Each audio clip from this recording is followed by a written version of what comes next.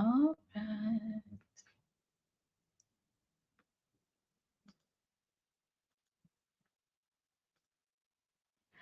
All right. Hello, everyone. Welcome to another wonderful Monday. It is now October. Oh my goodness, this is crazy. It's already October. We have a couple more months of the year. And as we're preparing for the year's end, just wanted to come on and have a couple conversations. Again, welcome to the Culinary Business Network, presented by Feed the Soul Foundation and powered by Grubhub Community Fund. You are here because this is the only place where you can connect, learn, and grow. You get to connect with like-minded professionals just like you, as well as learn from industry experts and do it all and grow together all at your fingertips. So I'm your host, Karina Fernandez, Program Director of Feed the Soul Foundation. And today, today's Expert Connect Masterclass, we are exploring what it takes to find the right spot, right, in food halls. This is our food hall edition. We'll probably bring back our co-host again to walk us through some other editions of finding the right spot. But our guest today is a woman that is not only a mover and a shaker in the community, but she's an outstanding human. And she is the managing director of Terra Alma, headquartered in Atlanta, Georgia. Terra Alma is a woman-owned boutique real estate advisory group or company. And before launching her career in real estate, I'm going to put her picture up really quickly before we bring her on stage. And before she started her career, she spent a decade in hospitality, experienced the grounds in her work, and today is the rhythm of food, service, and human connection. That background has shaped how she guides restaurants, retailers, and developers, not just into spaces, but into places where people actually want to gather. And with more than 20 years, y'all, 20 years in real estate, Edie has helped chefs sign their first leases, curate food halls, and advised on retail strategy for master plans, communities across the country. And she'll tell us a little bit more about that and those little gems and insights, as well as so food halls in particular have become a cornerstone of her practice. So she has collaborated with, like I said, again, developers and operators nationwide to curate tenant mixes, guiding emerging brands into shared spaces, and designed expansions that allow business owners not only to launch, but to thrive. And so as we're talking about thriving, she will walk us through why food halls can be a very powerful alternative to traditional brick and mortars, and what to really consider before joining one, and how to avoid, of course, this is why we're here, right? How do we avoid those costly mistakes along the way? So please help me welcome our lovely, lovely friend, Miss Edie. Let me bring her on stage. There Hello. She is. Hello, my darling. Okay, that was a mouthful. I'm sorry if I butchered it, but there's so much that you do, and we are so excited to have you here. Fun fact, Edie, besides her beautiful hair in her pictures and in person, she was one of our Global Culinary Conference speakers this past January, and really, she's just a wealth of knowledge, and why not have her on the Culinary Business Network? And so, Edie, did I leave anything out? I know. You've got it covered. Thank you. What a great bio. I appreciate it. It was beautiful. Awesome. So we like to, before we jump into the nitty gritty, we like to learn about you and how you got to where you are, right? I mean, yes, 20 years, 2 decades of work in the space, but what got you there? Yeah, great question. I appreciate you asking. So my mother growing up was part of a group called the Welcome Wagon. So anytime someone new moved to the area, she worked with local businesses to get them, a gift card for a free coffee or a gift card for a nail a manicure. And I think it was the natural progression for me to, take those skills from my mom. And then my father has always been in real estate. He assembles land, he sells it off to a builder or a developer. And so, combining those two skill sets ultimately led me to, hospitality, and then into ultimately to real estate.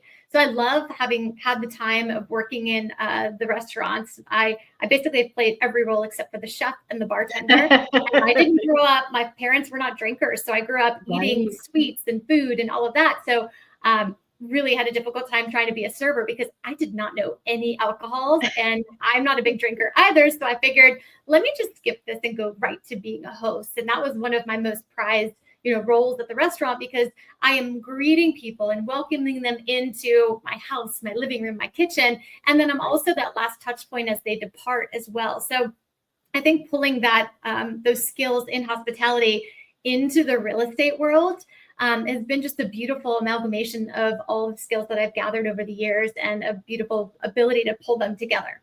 Yeah. And I just gave a talk with some college students, and I tell them there is and this is for the college students that are listening to our podcast and our sessions, is there's so much that you can do in the hospitality space. It's not just, either running a business or working in one. There's so many interconnections, and you are really proof of that. So again, you spent more than 2 decades shaping, dining and retail spaces in the community, and that these are anchors again in the community. What first drew you to this kind of work? I know you said that your dad was in real estate and a developer, and then your mom did a little bit of the hospitality. But what inspired you to launch? And let me just put your website up. Inspired you to launch Terra Alma, and the word too. Tell us what is behind that as well. Yeah, absolutely. So coming out of hospitality, bridging that with real estate, and then helping to educate the restaurateurs that I met while in hospitality and say, hey, I'm in real estate now. Let me help you work on an expansion strategy and move into better spaces that are really connected to the community that you want to serve. So I know that there's a lot of folks in my industry, they call themselves brokers. To me, we're not in the deal business. We're in the community building business. And for us, the lease is just a piece of paper. What we want to share with the community is the ripple effects that a new business creates. And we find ourselves working with a lot of emerging brands, locals, regionals. We have done work across the country with national brands as well, but it's really impactful for us to see those dollars spent locally and circulating within the economy. So from a name perspective, I opened my own firm just under 5 years ago, and I wanted it to be something that could live beyond me, that could continue after, my time with the company had started. So Terra is Italian for dirt, grounded, and Alma is Spanish for soul. So it's kind of a amalgamation of international influence, but also making sure that we remain true to our core, whether it's a new team member we want to bring on, or it's a new client we want to work with, or property that we want to advise on. For us, it's just a matter of, do we feel like we could put a piece of our soul into working with this partner? And if it's a no, then we pass. And there has been instances where we've passed on collaborations because we just didn't feel like it was the right fit. Right. So for us, we love working with architects and the designers and the contractors and all the pieces of the puzzle that really pull everything together, because we could not do this alone. It definitely takes a village, and we really enjoy putting that team together. Girl, I'm still going through all your client logos, and there's so many. Wow, this is very impressive. I mean, yes, 20 years, right, of hard work. Supercuts, Top 42, and here's your lovely team. You have Sarah, you have Fritz, you have Michelle or Michaela, and Courtney and Kanika, right? Yep. Awesome. Oh, so here are some of those food halls. But yeah, so let me go back to some of the insights of you, right? You studied communities in nearly 30 countries. How? I was like, How does one study communities in 30 countries, and how has your global perspective influenced the way you approach these food halls and these emerging businesses here in the US? So talk about the 30 countries and then Sure. break it down on this Sure. globalness. Yeah, no, it's funny when like most people do, they're in the dating world, they're meeting people, and I ended up dating an individual who had extensive international travel when I met him. And he said, I'm a consultant. I'm gone Monday through Thursday, sometimes Monday through Friday. I want to make sure you're okay with this. And I said, you know what? I'm super independent. We'll rendezvous. We'll get together. Well, when I first started in the industry, I think my mentor was a little miffed at me because I'd say, I'm going to go to Paris for the weekend. And she'd go, what? You're going where? And so I'd leave, midday Friday. I'd come home on the red eye on Monday, go back to work. And she goes, yeah, I can't keep up, because when my husband was traveling, if he didn't come home, I went to go visit him wherever he was. And so we've continued that now that we've had kids, that our form of parenting is helping them realize that the world is much bigger than they can look around and see for themselves. And so it's been really important for us to share that time and those experiences with them. And of course, in any market you go to, I can't take my hat off. I'm always looking at how people are interacting, how the space is inviting you to come sit and dwell. I mean, you look at any Paris cafe and they have all the seats facing out, and there's kind of small tables. So they don't necessarily want you to eat a lot, but they're also compensated in a way from a food and beverage perspective. They have a livable wage, and they're not trying to push you to turn your table. They welcome you sitting. And sometimes it's almost challenging to get their attention in the case that you might need to add something to your menu. So I think that just taking the influence from slowing down a little bit and dwelling in that space and not thinking about how quickly you can turn a table or how fast you can go through the drive-through line. I think that we're all starving for more we. And I think that hospitality is a great way to help us come back together. So Danny Meyer talks about like enlightened hospitality, where every interaction is rooted in genuine care. And then I love Will Giarda, which hopefully I'm not messing up his name, but in reasonable hospitality, he reminds us that small gestures, like whether it's an extra seat pulled up or a dish tailored to someone's story, that they can turn that meal into a memory. And I think that's really why we all come together and break bread, because it slows us down. It reminds us that it's not about calories, it's about communion, and that we've got a chance to sit with someone, look them in the eye, share stories, and know that we're not alone. Right. No, that makes so much sense. And I love that you bring in that global perspective, right? Because you can influence either a feeling or a type of sense of community, and you're kind of just with the space and your ideas, I think is really good. So now that we've learned more about you and Terra Alma's vision, let's talk about food halls as an opportunity for culinary entrepreneurs. Again, I gave this talk, what was it, a couple weeks ago, at a university here in Houston. And one of the things that part of the secret sauce of being successful in a business is starting off lean, right? Being lean, building up your brand. And one way that offsets a lot of this cost is obviously looking at food halls as a way to just enter into the market. And I've had some conversations with individuals that are just starting to. And I said, you know what? We have to have this conversation, especially with Edie, because I'm going to say you're the food hall queen. And so why are food halls such a compelling alternative to a traditional brick and mortar, either for small, independent restaurateurs, or even those just wanting to dabble their feet into the business before going, big, or making that really big investment in a brick and mortar. So why is it so compelling? Yeah, there's certainly pros and cons. So let's talk about the pros. It is a small space. You oftentimes are given, a space that's built out. It's got grease trap in it. It might even have a hood in it. It's basically ready for you to go, but make it your own. So I like the food halls that where you can have creative expression on the outside of your stall. rather than, the monotony of them all looking the same, because it doesn't really give you a chance to shine. It doesn't help people understand, oh, well, that stall is a Thai restaurant because all of the expression on the outside feels like I just walked into a stall in Chinatown in downtown Bangkok.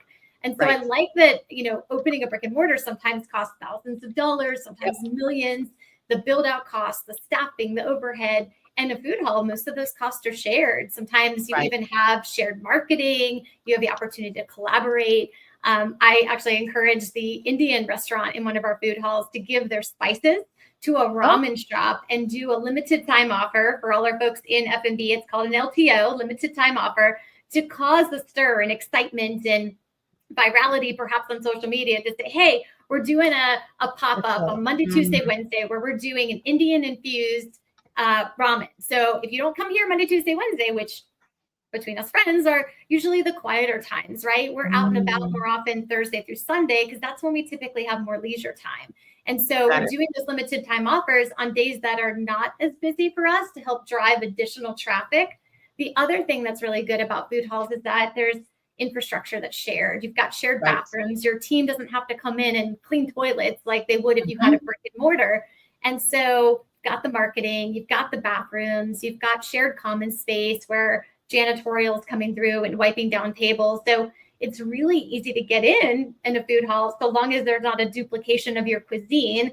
That's been part of the challenging part that we've seen, is that people want to come in. And I said, well, we already have chicken covered, and we already have burgers covered, and we already have this covered. And it's very important to me to make sure that those menus are balanced, that there's no duplication, because it's just not allowing people to be successful if you have duplication of any menu items. So food hall is really meant to be an incubator. It's really meant to give entrepreneurs a chance to test menus, test their operations, build a following before they have that foundation in their core from which to then grow. I know there's been a lot of groups out there that have started on social media, and so they have that buzz and that excitement and that community on social media. So even when we were curating our first food hall, we looked at that. Who has their own audience that could help bring and lift up the rest of the folks that are in the food hall? And then I also reached out to chefs that had open and operating restaurants to say, hey, are you contemplating a new concept? Do you want to come test it out here? Because from a labor perspective, you can have anywhere from maybe 3 to 5 staff members, and maybe only need 3 at max at any point if there's a busy day. Saturdays and Sundays we usually staff up because there's usually more traffic and activity. Whereas for the most part, running it Monday through Wednesday, Thursday, you usually have about 2 people. They're just kind of working through prep and getting everything ready for the busy times. For the day. Yeah. So I just went to Google and I said, okay, how many food halls are currently in the United States? And it says there's about 375. Now, I don't know if they're talking about even like the malls, right? The malls are also considered food halls. So how about you break down what is a food hall? Sorry, I should have started with that. What is a food hall? Yeah, I think most people are used to, if they're in a mall, it's a food court. And you can go to anywhere USA and you could probably see the same 5 brands in those food halls. So you're going to see a Sbarro Pizza, you're going to see a Taco Bell, you're going to see a Chick-fil-A. And it's just, you don't even know where you are. There's no unique identifier. For me, a food hall are places that really foster local talents. There are a handful that have allowed franchise concepts in the food hall. But for me, I mean, I had a national ice cream brand reach out and they say, hey, I want to be in this food hall you're working on. I said, well, you have a full service location right down the street. And they said, yeah, but we have a different model for our food hall. And I said, maybe if you didn't have the one down the street, I'd love to chat with you. But because you do, it's just not unique enough for me. And I'd rather foster local talent and allow them to have a place to shine so that they can have a wider audience and reach. And so we ultimately brought in a local operator who's a husband and wife team, and they kick out some delicious ice cream. And I was really proud and glad to see them grow with us. So that's the difference really between a food hall and a food court. Food court, yes. Awesome. So it also says that there's been rapid growth. The number of food halls has more than doubled since the pandemic, where during the pandemic, there was 220 across the nation. And there's some market analysis that it is changing. And I think we are seeing that too. Well, one, what we are seeing, and sadly so, is we are seeing a rapid increase in closures across the nation. And it could be that some can pivot into food halls, because, like you said, the cost, right? The cost benefit is, or is it? Is it? Maybe we could go into that. Of course, But I'm gonna dig into that.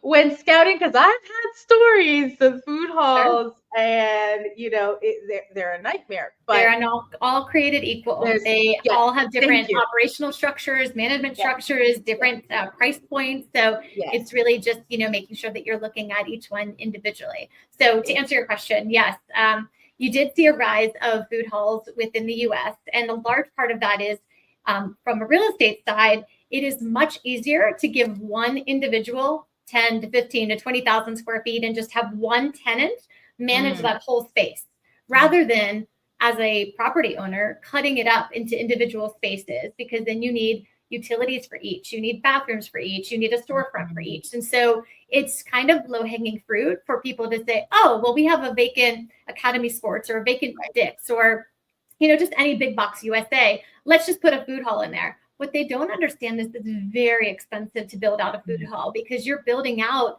basically mini kitchens. And then part of the work that a food hall operator has to do is they have to drive traffic to that space. That's what the operators are looking for, because we're all kind of here together. How are you helping to bring people in? And so a portion of food hall operations goes to events and activations and programming. We've got one that we work with that I love, because this time of year they do like a haunted house in a way. And then of course it pivots into the holiday where they decorate for November and December. And then they do a big event for Valentine's Day in February. And so they're always, creating new moments to encourage people to come in, to have those holiday experiences, those shared memories that they get to have with one another. Right. And so speaking of, how do you even start scouting for a food hall? What are let's just say three factors that a business owner should consider before signing on, or just, when they're looking around their local communities? What are three factors that business owners should consider? Yeah, no, I love having a list. We always love lists. So I would say location / foot traffic. What is the level of activity that this food hall is in? Because I've seen food halls open in markets that don't already have footfall and traffic. And so they're like, hey, we opened a food hall, but no one's surrounding it to come. And so how is the location positioned well for success? Is there dense residential close by? Is there dense office? Is there good walkability around it? How is the traffic already to the space? It was part of the challenge was that when we first did one of our first food halls, we were curating it in June of 2020. Not the best time to be talking to food and beverage operators, but thankfully there were a handful that came in and said, hey, I've been operating in a ghost kitchen. I don't like it. I'm basically in a jail cell producing food for people that I don't get to see enjoy my food. And so that was a group of people that I targeted, because they enjoy cooking and they wanted to see people really smile back at them, even just the receipt of putting it across the counter. So pay attention to location and foot traffic. The second one is to look at the tenant mix. Who are you surrounded by? Who are the neighbors? Who's there with you? Is there a nice variety that you don't feel like your menu of offering is too close, or that it will be well received? I mean, just sit back in an existing food hall and just look at the folks that are coming through. What are the stalls that are busy? What are they buying? What is moving slowly? What's not transacting? And it does have a little bit of an ebb and flow, because there could be, a big event happening in the community. There could be a 10K, there could be a music festival or a parade or whatnot. So you have to make sure that you're monitoring that and watching, kind of the audience that's coming in. And then also looking at, who is the operator of the food hall? Is it self-managed by the property owner? Is there just a GM, or is there a group that kind of oversees a comprehensive strategy for how to address maybe some vendors that are not doing so well economically? Are they collaborative? Do they help support you? Or are they just there like any other property owner that's just happy to receive a check and really doesn't care? So I think those things are really important to consider, because they're not all created equal. Sometimes they're incubators for emerging chefs. Sometimes they're just there to basically be the foundation from which you can sell alcohol and events. And so it's really important to get to know who's running that space and how are they structured, and are they really there to help you succeed? Okay, so what I heard, the top three, the top three is location. Yes. Location plus doing the research on who's running it. Correct. And then the third one was looking at their kind of doing, what is it called? Recon, right? Well, co-tenancy, like who are your neighbors? How are they doing? Yes. Are they performing? Because if they're already performing, that's a good sign that, if you're bringing in something unique, that you immediately have a leg up, because you're not doing the marketing and that market outreach yourself. You're going into hopefully an established corridor that, you're bringing your food there, and you immediately have a built-in audience. Now, so when I say recon, I was saying go there different times of the month. Absolutely. Yes. And even eat there and see what the feeling is, and go on a weekday, go on a weekend, go during a big event, just to kind of do that recon. Do your homework. I mean, in any investment, absolutely, you should be doing your homework, because a lot of successful entrepreneurs, 90% of their success is preparation. And then 10% is, the rest, right? Like they're good operator, they already know what they're doing, but just in that preparation of doing your homework, practicing, working on your craft, I mean, that's something no one can take away from you. Absolutely. And so I know that sometimes there's food halls that are just opening, and then there's established food halls. Is your recommendation, and I know some have different processes, some you have to apply to, some they reach out to you. Is it better to go into, in your opinion, and I know what you're going to say already. Is it better to go into a food hall that is just opening, or one that's already established and you can do all that market research? Yeah, sometimes the challenge with a new one is that you just don't know the audience that they're pulling in. The challenge that you face, though, is that if you're a pizza operator, that's a very hot category. And so if you're not there early, then you might miss out on the opportunity, and there might not be an opportunity for the next 5-10 years. I mean, it is normal for most food halls to have kind of a shelf life of 2 to 3 years for operators. I mean, those that are doing well in terms of sales are often invited to stay longer, but the term of that commitment is usually anywhere from 1 to 3 years. And so you just have to monitor, if that group is doing well, they're likely to stay. And so if you're not early, then you missed out on the opportunity, perhaps indefinitely. So cost is always a big concern, right? And what are some key strategies owners can kind of use or evaluate when they're looking at that cost benefit of joining a food hall versus running their own location? I do know, and sorry, that was a really long question. I do know that, again, there's different models. There's some models that, hey, we'll take a percentage of your sales right off the bat every day. There's others, that will say, okay, you have to pay me rent plus sales. Like because business owners do have to think about this, and some may not know what some structures are. But can you explain, again, the cost of going into one, and what do we have to start preparing for, to your point, preparing for those types of costs?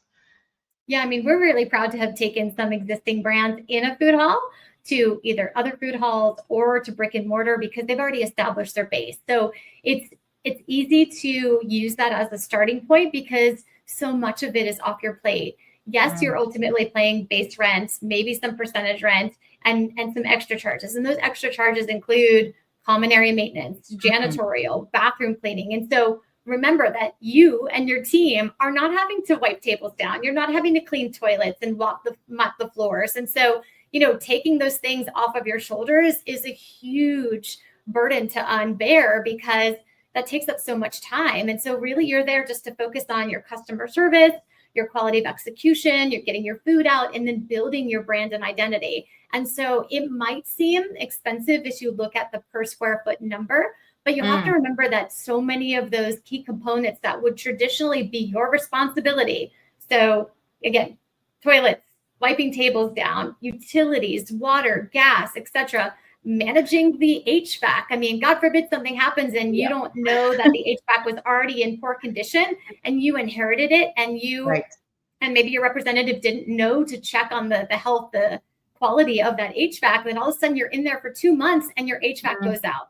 I mean, who's paying for that? Is the landlord paying for that? Are you paying for that? So a lot of these responsibilities are off of your shoulders if you go into a food hall. And I think it's also kind of a good testing ground. You're immediately put into an environment with 10, 15, 20 other entrepreneurs. And nothing honestly gave me more joy than to see the collaboration that, we helped foster. I mean, when I was, doing tastings with emerging chefs that wanted to come in and be part of the food hall, I'd invite the existing brands that we already had engaged. And I'd say, hey, come to this tasting. We're tasting bread today for a coffee shop that wants to do pastries. Come with us. And so we pulled them in early so that they were already invited to start fostering this community and collaboration with one another. And, it's really, I'm an entrepreneur. I'm a founder. It's very isolating sometimes, and unless you build that village around you, it sometimes feels very challenging to, continue on the next day. So you're immediately walking into a situation where you have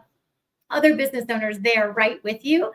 That's really easy to kind of leverage and collaborate with.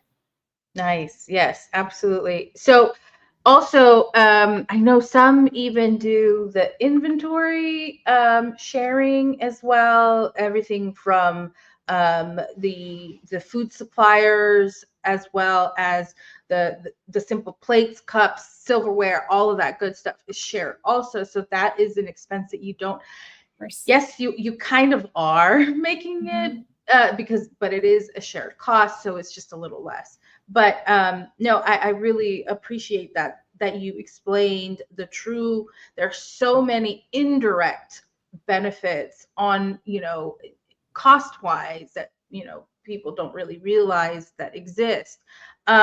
So with that insight, I'm going to kind of shift into the more tangible things that business owners need to really consider. And that is all of the paperwork, the documents. What should small business owners, what should they start planning for or expect to provide when applying to some of these food hall opportunities? Do they have to, give 3 months of, bank statements, full financials, projections? What are food hall operators or food hall management companies looking for in terms of that first entry point and onboarding? Yeah, a lot of it is sometimes just feel and personality. I mean, there's some folks that are very social and they're great being in front of people and telling their story. And so on the vendor side, we help a lot of these emerging brands create a brand book, right? Some imagery and inspiration, especially if they don't have an existing location. We want to help get that energy and that personality out there in a brand book so that we see their bio. Where have they been? What have they done? What kind of puts them in that path to having their own stall? And then for the ones that have an existing space, we secret shop them. So we'll just go in, we'll not coordinate a meeting. We want to know, how do they treat their people? How is their food? What's their presentation like? And we're kind of coming up with our own understanding if they would be a good fit for us or not. So the ones that are a little bit more challenging are obviously the ones that are not open and operating. But when we were working on one of our food halls, we would go out and talk to folks again in cloud kitchens, in food trucks, and we would just pop up and try their food. And we'd say, hey, this category's missing. Let's go test them out and see if it's a good fit. And from there, we'd say, hey, we had a chance to check out your food truck. We'd really love for you to come be an operator with us in this food hall. We've got, sales to share with you about how other people are performing. Or if we're not open and operating yet, we share the story of who's currently in the market. We don't look at new construction. We always want to look at what you can see, touch, and feel today, because that is what you should be confident that you can know will be there tomorrow. All too often, I think a lot of operators get promised things and it never comes. And so my advice is, if you can see, touch, and feel it today, you're good, right? It might change, but you can't bank on like, oh, they're building this hotel and they're building this apartment building. Right. You just never know, and you have no control over that. And sometimes even the operator that you're working with doesn't have control over it. So just ask the harder questions and make sure that you are fully aware as to what exists at this moment, that you can immediately start telling your story too. So you just gave us a bunch of gems because I had no idea that you all do this. So one, if you're a food truck, be nice to everyone that comes to your food truck. You never know if you're being scouted. And secondly, I love that you talked about a brand book, and we at the conference we are gonna, this coming January of 26. I think, a lot of times we are not prepared with a capability statement or even a pitch deck just to have in case these opportunities do arise. I love the brand book. I think that's fantastic too, especially if you are just starting, right? And you're building out that vision of where you want to be. And if you want to start lean, and if you want to start those little baby steps into a full-blown brick and mortar, I think that is even a tangible strategy too, is to create that brand book. So do they not ask for financials? They don't ask for any? Depends, right? They want to understand. It's for us, we really want to know that you have hospitality in your core, that your product is good, that your people are good. Like, we don't allow any of the food halls I've worked on, if we see anybody from an operations standpoint on their phone, they get fined, right? You're really meant there to be engaged and in conversation, because if someone comes up to the vendor stall and you're there on your phone, unless the food is really compelling and the story is really great, like, why would I want to buy food from you? Because you're not helping to pull me in, right? And invite me in basically to your space and help me understand that you really want me to try your food. So that, I think, is just really important. From a brand book perspective, what's also good to know is that the local operator and property owner may or may not be in that market. And so having that brand book basically kind of be a teaser, an appetizer to say, hey, here's some pictures of me, my food truck, my menu, my story, because I feel like, we're drowning in a sea of sameness, and people want something that's unique. And I think that's really where the charm of the food hall comes together, is that every time you walk in, hopefully there's a little bit of evolution and you can try something new, because I feel like some people get stuck, right? You might go to one restaurant because they make an amazing salad. You might go to another restaurant because they make the most amazing steak you've ever had, but you're not pushing yourself to maybe try some new things. And I think that's the beauty of a food hall, is that you can go in there and try something unique. I mean, it was really important for us to balance the menu to make sure that there was global diversity in the food offerings, because I wanted to encourage people to try a soup dumpling if they've never had one before. Or Filipino food that, 100%.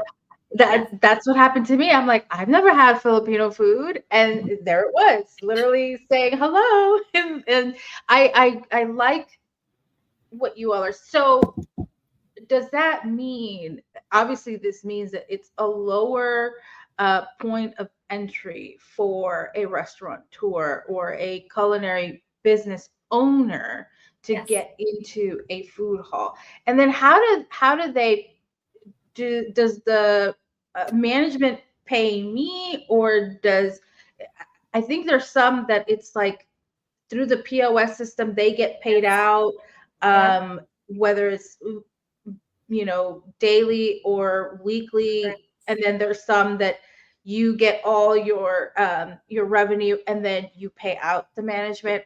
Can you kind of explain some of that? More often than not, there's a single POS system, because it just makes it easier, because inevitably, right? Like, we want you to grow. We want you to excel beyond us. And whether you're here for a year or 3 years or longer, amazing. But that way it's also easier for us to track who's not doing well and who is doing well, and celebrate the ones who are, but also offer support for the ones who might need some operational, support. And like, okay, maybe, your turn times are too long, and people are waiting too long for a lobster roll. How can we help you get better? So I think the good operators that are in there are really helping to cultivate those operators and make them better. We have worked on a couple that I feel like the ownership asked us too early to try to replace the particular vendor. And I said, well, we were delayed in opening. We opened in the summer, wasn't the best time to open. So, can we work out something where we help them boost their sales, for a couple of months, so we can get to the holiday season? And the holiday season should be good because there's tourism, there's activity, there's people traveling. So we really want to help foster those operators and help them grow. And, in some instances, we started with a breakfast concept in the food hall, and there just wasn't enough residential density. There wasn't enough office density. And so that breakfast user wanted to be open for breakfast and lunch and then kind of close and enjoy time with their family in the evening. And we realized that that's really not the best time of day. And so we cluster people by opening at 11, and then we close at like 9 weekdays. We're open a little later on the weekends. So that way all of the energy is happening at the same time, because just as you walk down any street, there's a closed space, maybe the lights aren't on, it doesn't feel inviting. You're not going to walk down that street. Right. And so it's really important for us. And I think, as any folks that are looking at a food hall, I want them to understand like the terms, the mix, the expectations. So you should be looking at the term of the lease or the license agreement that you have. If there's percentage rents, what is the marketing support? Do you, as part of your marketing team, come and take pictures or video and do reels and all of that on the food hall sites? What are the hours of operation? Who handles repairs? God forbid something happens and we need to address it. And so I think it's about collaborating and emphasizing good operators, because they want you to succeed. So, again, do your homework, ask the hard questions.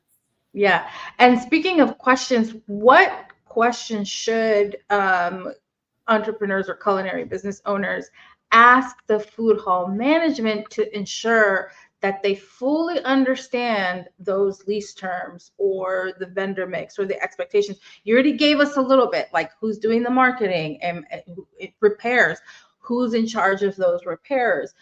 How long is my lease? Is it a 1 to 3 years and up for renewal, or after my 3 years, you can only be here once? What other questions, important questions, should they be asking? Because I think part of that goes inside with doing their homework and looking at the traffic. I mean, you don't necessarily need to ask someone that. You should be able to go there at various times of day, events, holidays, non-holidays, and just observe.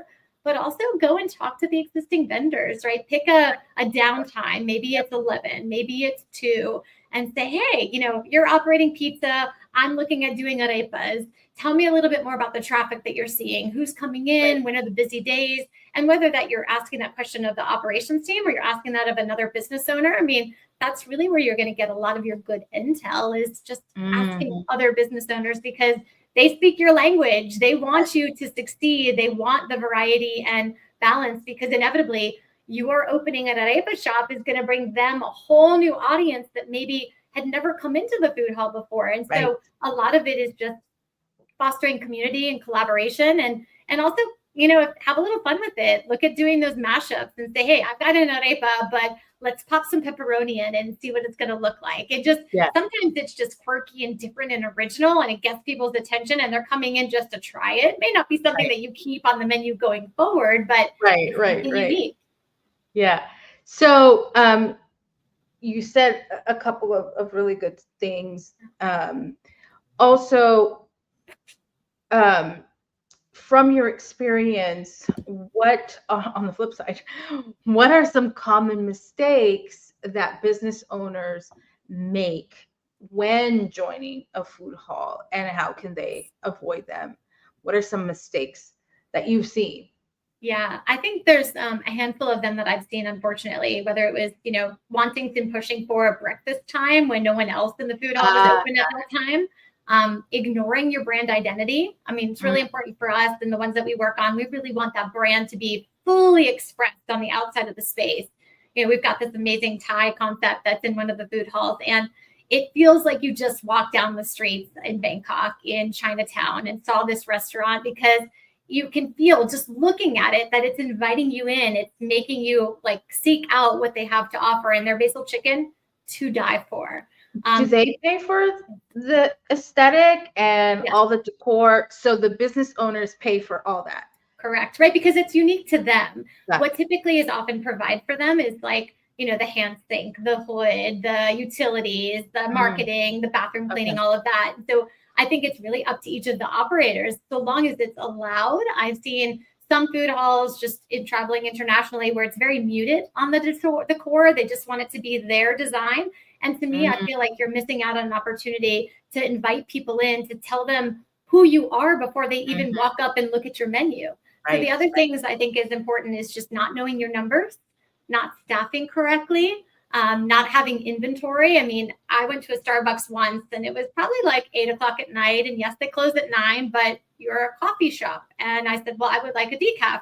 And they said, well, we're out. And I said, but you're Starbucks and I want a coffee and you close in an hour. And like, it's not my fault, but if you didn't want to make coffee, you should have closed at 8 o'clock. And so just really making sure that you've got the inventory too. And I think a lot of this is often forgiven in the early phases, the honeymoon period, because you're trying to figure out like the ebb and flow of people coming in. And more often than not, people will give you a second chance, but just trying to know that early on, again, from talking to the folks that are there, if you're going into an existing food hall is really important. Yeah. Do all food halls have a specialist like you? Because I'm impressed of how much you, or maybe the management that you have been working with, really support the operators, because we've seen some where they just leave them high and dry. They're not doing their marketing for them. They're not really providing them that support. If they're not making, sales, they're just like, well, that's your problem, right? So do all food halls have someone like you, Edie? I wish they did. Actually, it's fun just speaking about what the work that we do. We've had folks call us from Montreal, from Chicago to say, hey, I've worked with other folks, but they're just not executing. And for me, I love kind of it's a little bit of like a treasure hunt.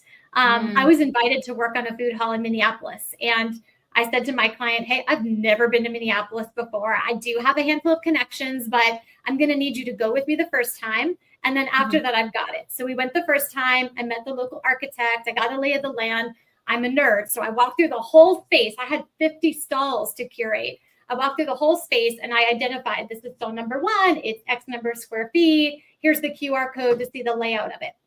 And so when everybody came in to tour it, they got my handheld tour, but then they also had the opportunity to get a little bit of a deeper dive in those individual spaces. So I did that. Exactly. And so when I did the tour, so again, I went to see it originally in April. I went back in July. I don't live in Minneapolis. I had 70 chefs come to tour this food hall.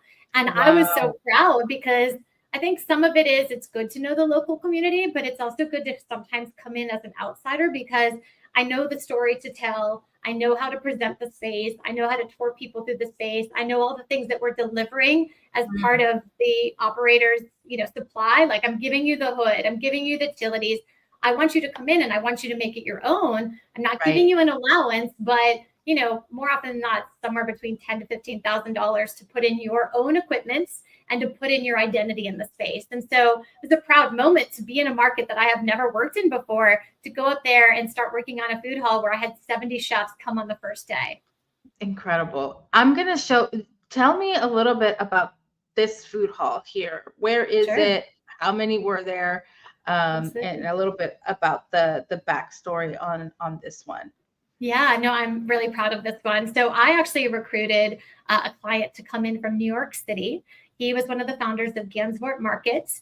And it took me about 1.5 years to get him to come to Atlanta. I said, I grew up in New Jersey. I totally understand the pull of the Northeast, but we need you in Atlanta. And so I brought him to the market. We toured about 20 spaces, and we ultimately landed at a project called The Works, which is an adaptive reuse of ultimately 80 acres of old industrial buildings. And in the first section of it, it's 32 acres, I believe.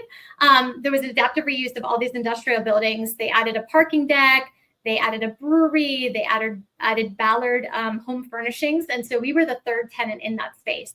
And again, I was given this opportunity. What is it called again? Sorry, what is it called? Chattahoochee Food Works. Okay. Chattahoochee. I'm just going to look at your site again. Yes. So we started initially with 36 stalls. We ultimately found that a couple of vendors wanted to aggregate some of the spaces to have a slightly larger kitchen. And so we ended up with 32 stalls. And again, I curated this in June of 2020, not the most ideal time to speak with entrepreneurs about opening a space that serves the public. But honestly, the media day that we had in April of 21 was just such a proud moment for me, because here I basically have been living there in this space for a year, and bringing people in and showing them the opportunity and telling the story. And at the time, the Ballard Home Furnishings was open, the brewery was open, but there really wasn't a lot of other co-tenancy on site. So it really took someone believing in the corridor and seeing the growth that was available to them in order to come into that space. Got it. So this is the entrance here? Or that is our outdoor patio, and that's where we program for Halloween and kind of fun things behind the scenes. Wait, how many are there? Let me see. We have 32 stalls. Jesus. Yes. And then this is it also? Yep, that's the exterior of the building. So again, adaptive reuse of old industrial buildings. There was a rail line that ran through it. And then I love this video because it gives you a snapshot of some of our vendors. There's that pizza. Very cool. Very cool. And how long did that take? So we started curating it in June of 2020. We opened about 75% of the stalls engaged.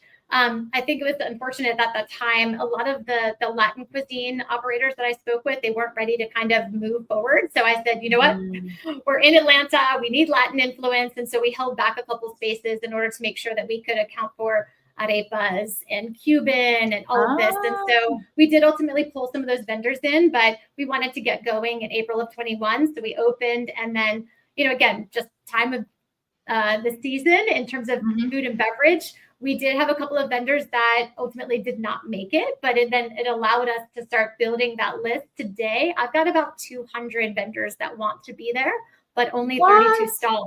Yeah. And through that process and the other food halls we've worked on, we've got about 5,000 vendors that are in kind of our queue that we speak to let them know if something's coming available. It's just really fun to see their entrepreneurial spirit and then ultimately get them into a space.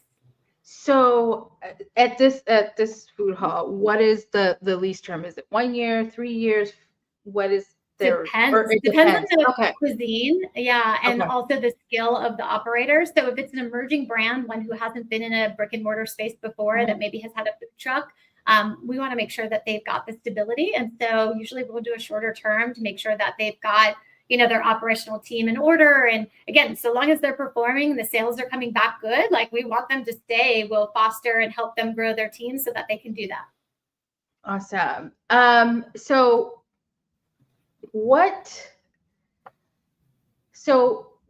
an entrepreneur is looking to scale from a food truck to a food hall, and then later into a brick and mortar, of course, what advice do you give about the pacing that growth, right? You don't want to grow too fast, and you don't want to go into something costly because as we know that 60% of businesses won't make it past that 3-year mark. When do you pace that growth into making that right move at the right time, basically, in your experience? Yeah, I think it's easy, again, because of the low number of people, to manage that process and to grow a little bit faster in a food hall setting, because it doesn't require such a big upfront cost as if you were building out a brick and mortar space yourself. So we want to also manage it. We've had a couple of clients who are like, I want to go in every food hall possible. And, we want to make sure that they don't overextend themselves, and that, they go in and they start to have a bad reputation because they committed to something, but then they also ultimately have to pull out of it. And so we're trying to help manage that growth trajectory, that they're looking at other opportunities to expand, but they are also doing it thoughtfully and strategically. The other piece that I really love is that our team, parts of our team are business brokers. And so before we really start, sometimes we're talking about, what does our exit strategy look like? How can we build this so that ultimately we can sell, or we can, give to someone else, and then we can have an opportunity to know that we've reached our goal and we can move on. Right. So also thinking about it, and it just left my brain right now. Oh my God, it just went away. I was talking about the scaling part. Where do the majority of these business owners go after they leave a food hall? You were talking about exit strategies. In your experience, are they motivated enough to take that next step? Do they continue in business, or do they, get disillusioned and then just say, I'm done? Yeah, What have you seen? we've had a couple of groups that just were doing so well, just printing money, and I think that they just got so overwhelmed that they ultimately decided to close at the end of their term. And they were great operations where older ones, they just want to keep growing, and we love seeing them excel from a food hall space into a brick and mortar. We've got one opening in downtown Atlanta later this year that started with us in the food hall, grew them into a second food hall, and then now are in a brick and mortar space. So it's just been really beautiful. But they also have a good succession plan where they've got a team, they've got a family. They know that when, mom's starting to kind of ramp down a little bit, although I think that's kind of funny. She said, hey, I'm going to hand this over to my daughter. We're going to do this together. But then you see mama's not slowing down anytime soon. So it's really beautiful to be able to celebrate that. Awesome. So one last question, because we're almost out of time. And I ask this of everyone. What is your favorite, and you've given us so much to think about, what is your favorite spice or food that you're obsessed with right now? So I have a client who owns a bubble tea shop, and the owner has challenged my son to do a taro chocolate chip cookie. And so, yes, he could buy the powder, and yes, she did give him some powder, but he said, no, I want to do this from, the original root. And so he got a root of taro, did whatever he needed to do. He put gloves on because it kind of, I think, stained your fingers, and he made his own taro, and then he made chocolate chip cookies.